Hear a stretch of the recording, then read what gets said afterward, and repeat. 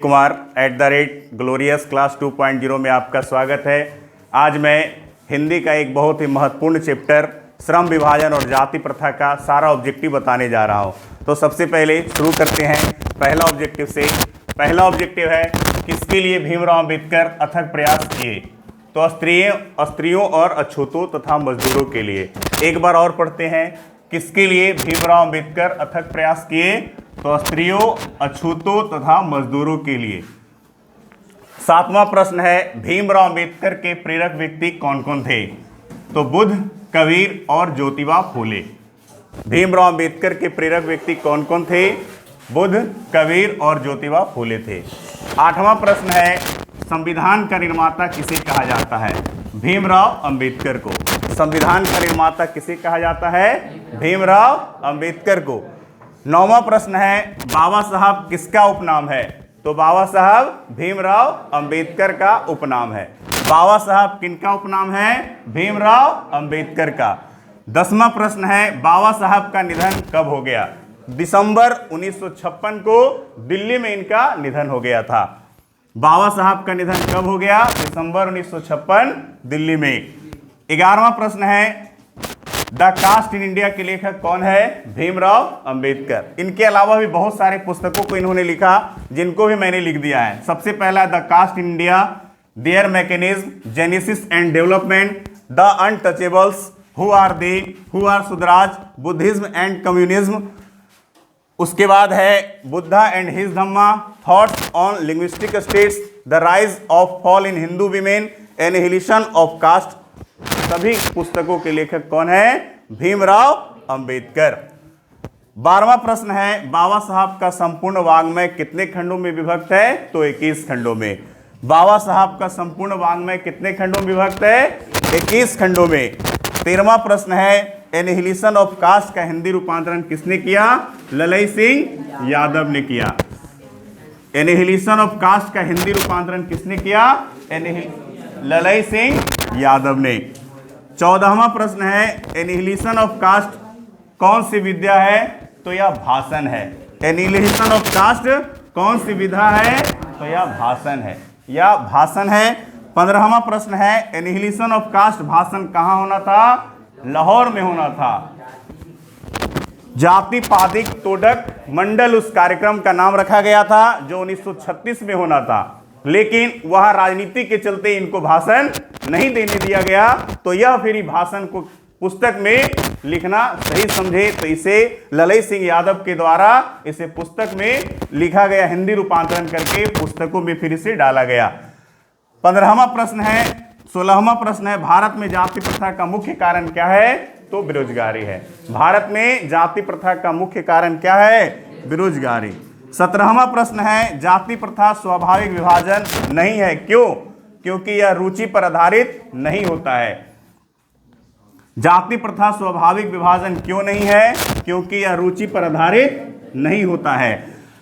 18वां प्रश्न है श्रम विभाजन और जाति प्रथा के लेखक कौन है। भीमराव अंबेडकर।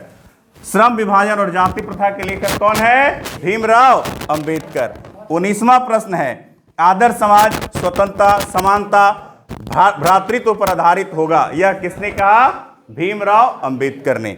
आदर्श समाज स्वतंत्रता, समानता, भ्रातृत्व पर आधारित होगा, यह किसने कहा। भीमराव अंबेडकर ने। 20वां प्रश्न है भारत की राष्ट्रीय क्षमता का पूर्ण विकास किस व्यवस्था में संभव है। समाजवादी व्यवस्था में। भारत की राष्ट्रीय क्षमता का पूर्ण विकास किस व्यवस्था में संभव है। समाजवादी व्यवस्था में। 21वां प्रश्न है किस प्रथा को आर्थिक पहलू से खतरनाक माना जाता है। तो जाति प्रथा को। किस प्रथा को आर्थिक पहलू से खतरनाक माना जाता है। जाति प्रथा को। 22वां प्रश्न है भारत में बेरोजगारी का मुख्य एवं प्रत्यक्ष कारण क्या है। जाति प्रथा।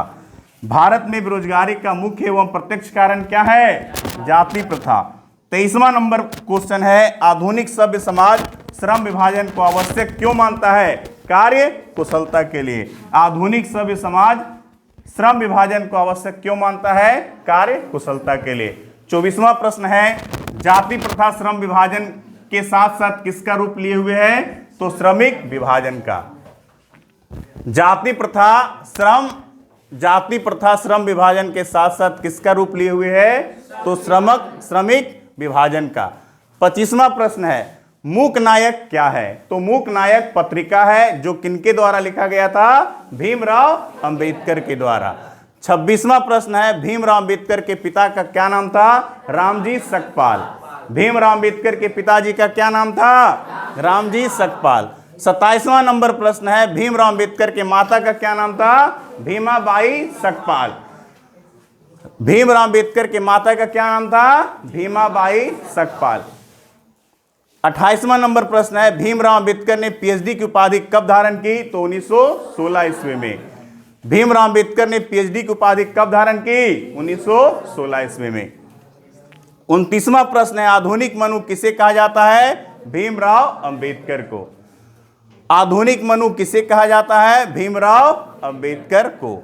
30वां प्रश्न है जाति प्रथा किस प्रकार का श्रमिक विभाजन है? तो अस्वाभाविक।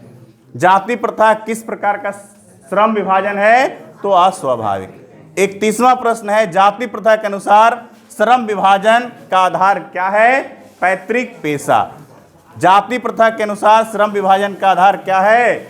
पैतृक पेशा। बहिष्कृत भारत पत्रिका का संपादन किसने किया? भीमराव अंबेडकर ने। बहिष्कृत भारत पत्रिका का संपादन किसने किया? भीमराव अंबेडकर ने। 33वां प्रश्न है लेखक की दृष्टि में विडंबना की बात क्या है? जातिवाद के पोषकों की कमी नहीं है। लेखक की दृष्टि में विडंबना की बात क्या है? जातिवाद के पोषकों की कमी नहीं है। 34वां प्रश्न है लेखक की दृष्टि में आदर्श समाज कैसा होना चाहिए? तो जिसमें स्वतंत्रता, समानता, समता तथा भ्रातृत्व का भाव हो। लेखक की दृष्टि में आदर्श समाज कैसा होना चाहिए? जिसमें स्वतंत्रता की भाव हो, समानता की भाव हो, समता का भाव हो और भ्रातृत्व का भाव हो। 35वां प्रश्न है भारत के पहले कानून मंत्री कौन थे? भीमराव अंबेडकर। बच्चों यह बहुत ही महत्वपूर्ण चैप्टर का महत्वपूर्ण सभी ऑब्जेक्टिव था जिसे आप लोग याद करें, ध्यान दें। सारा प्रश्न आपकी परीक्षा के लिए बहुत ही महत्वपूर्ण है। थैंक यू, धन्यवाद।